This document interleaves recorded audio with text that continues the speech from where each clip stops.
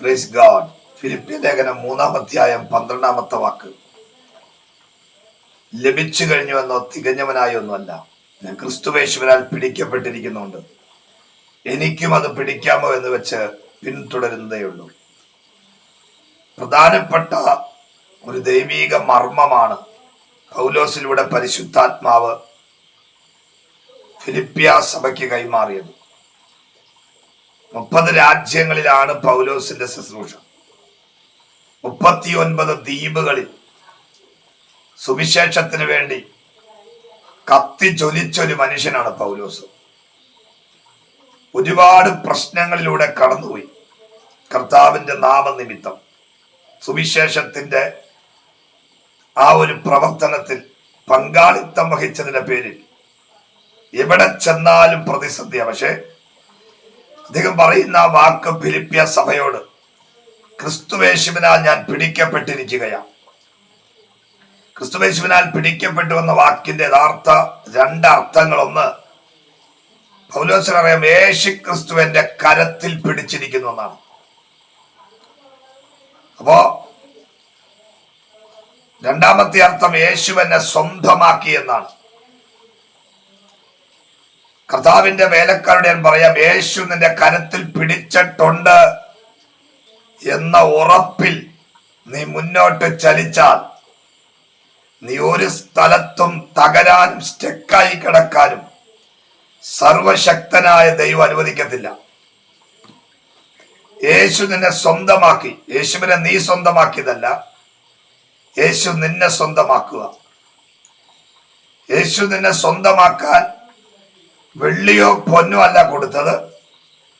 നിന്നെ സ്വന്തമാക്കാൻ യേശു അവസാനത്തെ തുള്ളി രക്തവും നിനക്ക് വേണ്ടി ഊറ്റിക്കൊടുത്തെങ്കിൽ, നിനക്ക് വേണ്ടി തന്നെങ്കിൽ, ഒരു കാര്യം ഉറപ്പിച്ചോ, ഇനി കർത്താവിന്റെ വേല നിമിത്തം ഒരാളുടെ മുമ്പിൽ നീ കൈ നീട്ടേണ്ടി വരത്തില്ല. നിന്നെ സഹായിക്കുന്നതും നിന്നെ കരുതുന്നതും നിന്നെ നടത്തുന്നതും നിന്നെ സ്വന്തമാക്കിയ കർത്താവായിരിക്കുമെന്ന് ഉറച്ചാണ് സുവിശേഷ വേലക്കാർ ദിവസങ്ങളിൽ മുന്നോട്ട് പോകേണ്ടത്. യേശുക്രിസ്തു എന്റെ കരത്തിൽ പിടിച്ചിരിക്കുന്ന വാക്കിന്റെ യഥാർത്ഥ അർത്ഥം യേശു എന്റെ വലങ്കരത്തിൽ പിടിച്ചിരിക്കുന്നു എന്നാണ്.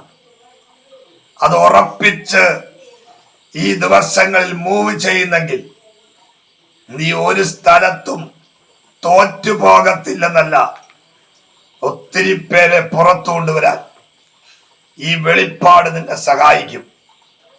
യേശു ക്രിസ്തു നിന്റെ വലങ്കരത്തിൽ പിടിച്ചിട്ടുണ്ട്. നീ കരം വയ്ക്കുന്നിടത്തൊക്കെ ദൈവശക്തി ചലിക്കും. കർത്താവിന്റെ കൈ ചലിക്കാൻ തുടങ്ങും. എത്ര പേർക്ക് അതിൽ ഉറപ്പുണ്ട്? യേശു വലങ്കരത്തിൽ പിടിച്ചാൽ അസാധാരണ കാര്യങ്ങൾ സംഭവിക്കുമെന്ന് യെശയ്യാവിന്റെ പ്രവചനം 45-ാം അധ്യായം അഭിഷിക്തനായ കോരേശുള്ള ബന്ധത്തിൽ കർത്താവ് വലങ്കരത്തെ പിടിച്ചാൽ 4 പ്രധാനപ്പെട്ട കാര്യങ്ങൾ സംഭവിക്കുന്ന എഴുതിയിട്ടുണ്ട്. 1, ജാതികൾ കീഴടങ്ങും. 2, രാജാക്കന്മാരുടെ അരക്കച്ച അഴിയും. 3, കതകുകൾ തുറന്നിരിക്കും. 4, വാതിലുകൾ അടയാതിരിക്കും. 2025 ജൂൺ മാസത്തിൽ പരിശുദ്ധാത്മാവ് 16-ാം തീയതി പ്രവചിക്കുന്നു, ഇനി നിന്റെ ഡോർ അടഞ്ഞു കിടക്കത്തില്ല, നിന്റെ വാതിലുകൾ അടഞ്ഞു കിടക്കത്തില്ല. അടഞ്ഞെന്ന് പറഞ്ഞ ഡോറ് പോലും ദൈവത്തിന്റെ പരിശുദ്ധാത്മാവ് തുറക്കും. കാരണം അവൻ നിന്റെ വലങ്കരത്തെ പിടിച്ചിരിക്കുക. ഈ ദിവസങ്ങളിൽ തുറന്നതുപോലും കൺമുമ്പിൽ അടഞ്ഞത് കണ്ട് ഭാരപ്പെട്ടവർ ഈ വെളിപ്പാട് കാണുമ്പോൾ ആത്മാവിൽ ദൈവത്തിന് സ്തോത്രം ചെയ്തോളണം. ഇനി അടയത്തില്ലെന്ന് മാത്രമല്ല, അടഞ്ഞതും തുറന്നു വരും. നിന്റെ ജീവിതത്തിന്റെ അവസാന സമയം വരെ തുറന്നതിലൂടെ നീ മുന്നോട്ട് പോകാൻ പോവുക. ഈ വെളിപ്പാട് മറക്കരുത്. കർത്താവ്